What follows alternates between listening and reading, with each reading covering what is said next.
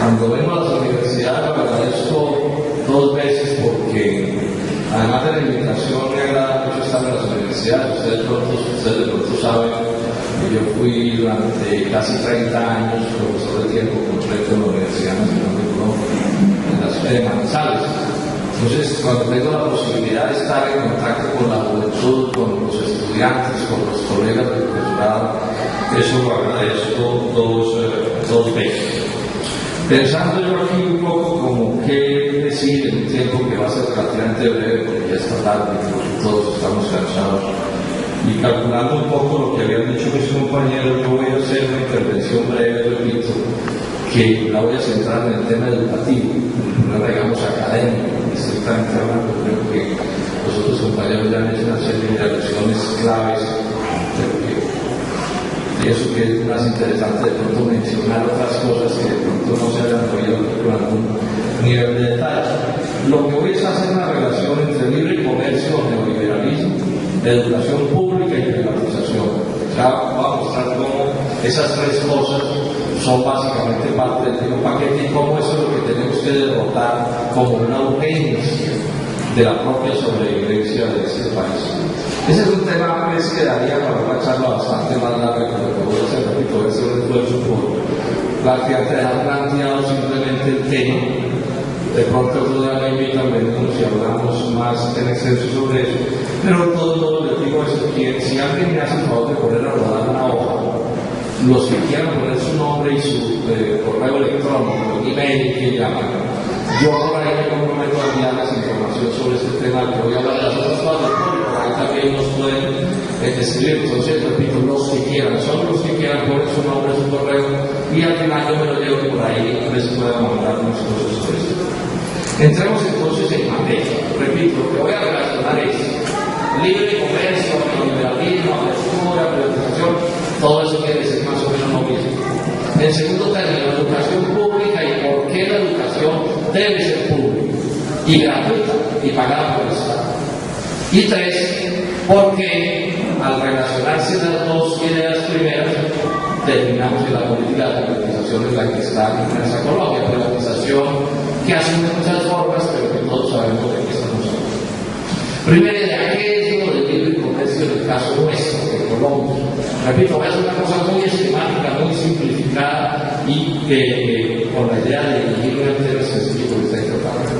Para efectos de entender el fenómeno del libre comercio en la educación, lo que interesa es entender que para un país como Colombia, el libre comercio en el terreno de las ciencias naturales es sinónimo de atraso y de no avanzar con seriedad en el terreno de las ciencias naturales. ¿De qué manera? El libre comercio lo que convierte a Colombia es un país importador, particularmente de bienes complejos, y en general de todo tipo de bienes, pero particularmente de bienes complejos. Lo que está sucediendo con el libre comercio en Colombia es que este país está renunciando para siempre a ser un país de alto nivel científico y tecnológico, porque la decisión del libre comercio es que lo importemos todo. Si ustedes incluso ya hoy revisan en Colombia, es casi imposible encontrar algún tipo de instrumento complejo que no sea importado, inclusive ni tan complejos. El país está inundado hasta de confecciones de zapatos, de absolutamente todo. Entonces, primera idea que quiero transmitir, libre comercio es sinónimo de importación en general de bienes manufactureros, de bienes industriales y de muchos bienes agropecuarios. Por ejemplo, estamos importando, y esa es la decisión, importar la dieta básica nacional, importar principalmente cereales, que son la dieta básica de la nación. O sea, el libre comercio a qué apunta es en qué nos especializa. El libre comercio es profundizar la división del trabajo. ¿En qué nos especializa? Nos especializa en la exportación de materias primas, repito, materias primas agrícolas y mineras. O sea, seguir exportando el mismo café de siempre, las mismas flores de siempre, el mismo banano de siempre. Y fundamentalmente exportaciones mineras, petróleo en bruto, carbón en bruto, níquel en bruto, oro en bruto, etcétera, etcétera. Bienes, tanto de origen agrícola como minero, que se transforman allá. El caso del carbón que usted lo tiene a la mano es un caso clásico. O sea, Colombia no está desarrollando una industria de la carboquímica. ¿Sí? El caso del gas también es lo mismo, lo exportamos como materia prima, o sea, sin agregarle valor, sin agregarle trabajo nacional, sin desarrollarlo tecnológicamente. ¿Qué es una mina de carbón? Un inmenso hueco, donde hay un número importante de trabajadores colombianos, pero donde todo el desarrollo tecnológico de esa mina es importante. O sea, prácticamente nada de lo que tenga que ver con el desarrollo tecnológico de esa mina es nacional. Las volquetas, los explosivos, las llantas, absolutamente todo es importante. No hay ningún tipo de nivel de integración de ese carbón con la economía nacional. Y allá se va a atender todo tipo de procesos complejos o a generar energía o que sea, pero en todo caso, aquí Colombia no utiliza el carbón como un instrumento del desarrollo nacional encadenando factores del producto. Entonces, primeramente, eso es el terreno de las ciencias naturales. Y en el terreno de las ciencias sociales, que es el libre comercio, el pensamiento único. O sea, los centros de pensamiento mundiales piensan por todos. Entonces, la economía como es la que llega al Fondo Monetario Internacional. ¿Quién la define? Las universidades griegas y las universidades europeas.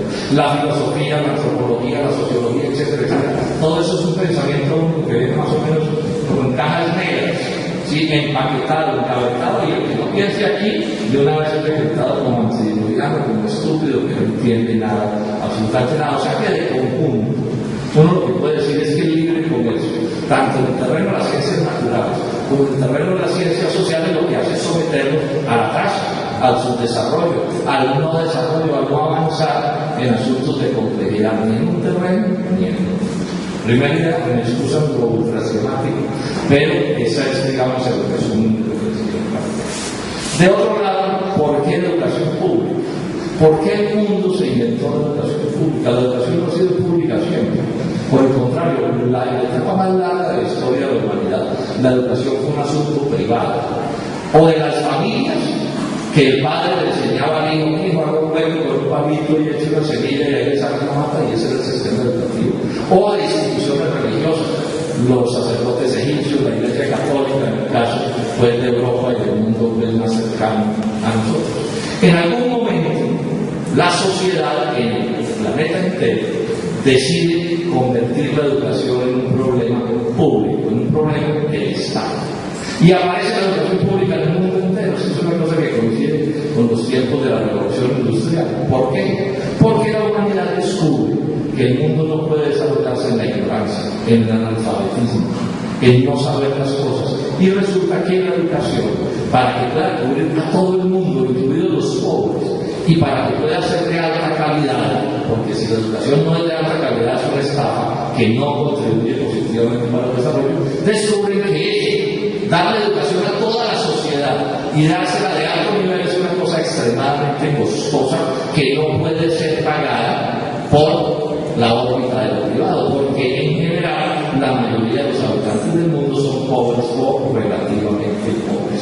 Esta es la historia del aparecimiento de la educación pública. O sea, el Estado en su evolución, entendiendo la importancia decisiva de la educación, que sin la cual no es posible desarrollar ningún país, entienden que hay que meterle a la educación la más poderosa fuerza de la sociedad, no es el Estado. Nadie es más rico que el Estado. Entonces, cuando el más rico de Colombia al lado del Estado es un pobre, el más rico de Estados Unidos y al lado del Estado es un pobre.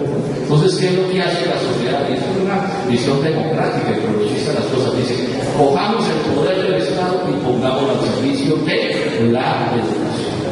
Entonces, cuando nosotros defendemos en los sindicatos de maestros, las organizaciones estudiantiles, defendemos la educación pública, estamos haciendo la defensa de un instrumento fundamental del desarrollo. Sin eso no hay nada.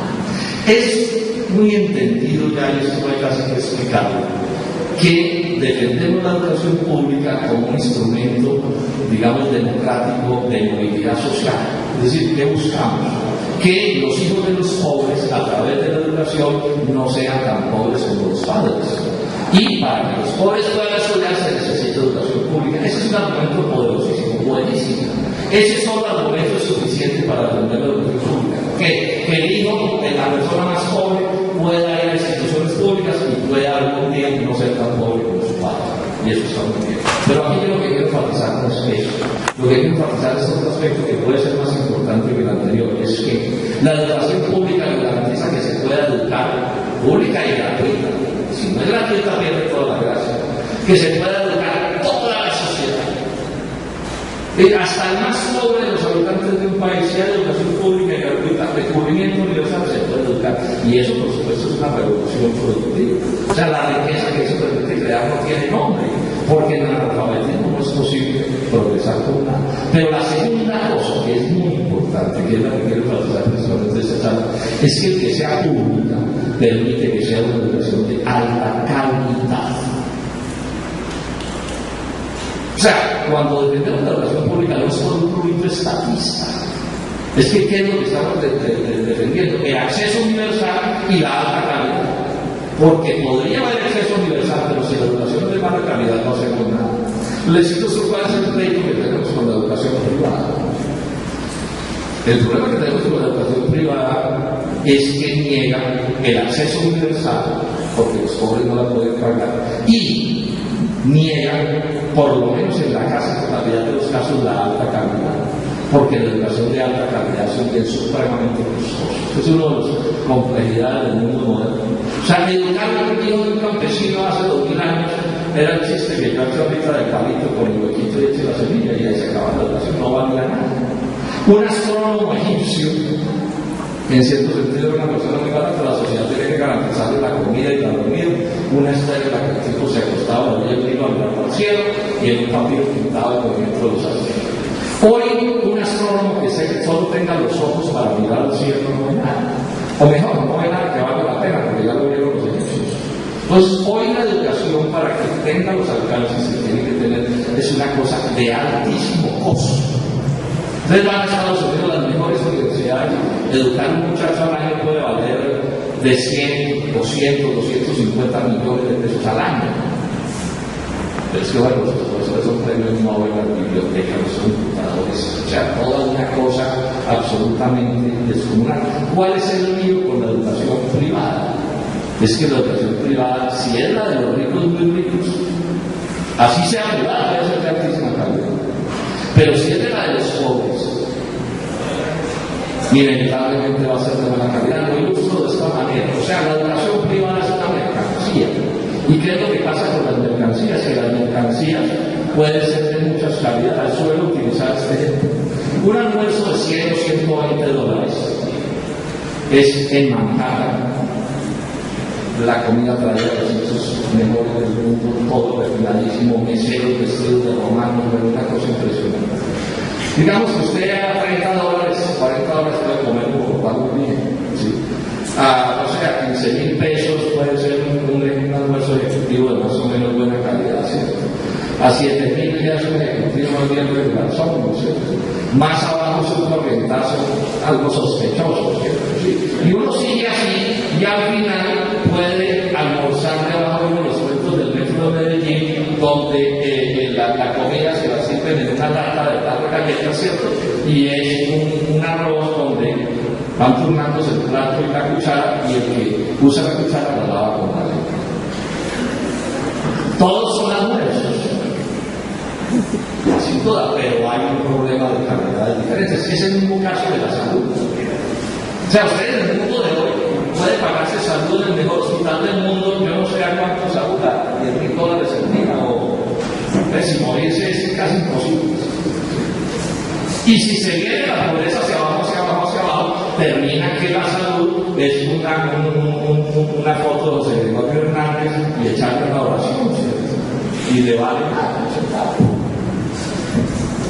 Este es el lío que tenemos. Entonces, cuando estamos defendiendo educación pública y de alta calidad, estamos defendiendo financiación de alto nivel. El otro aspecto que quiero señalar: educación y producción. Ya lo mencioné, pero lo quiero reforzar. Si yo voy a tener una economía de pacotilla, sin alto nivel científico y tecnológico, pensamiento único en ciencias sociales, pues ¿para qué voy a tener educación de alta calidad? O sea, a un país de pacotilla le corresponde una educación de pacotilla. A un aparato productivo de quinta categoría le debe corresponder un aparato educativo de quinta categoría. ¿Y cuál es el aparato educativo de quinta categoría? La privatización. Por las dos vías. porque cada vez hay menos educación pública y los pobres estudian donde puedan.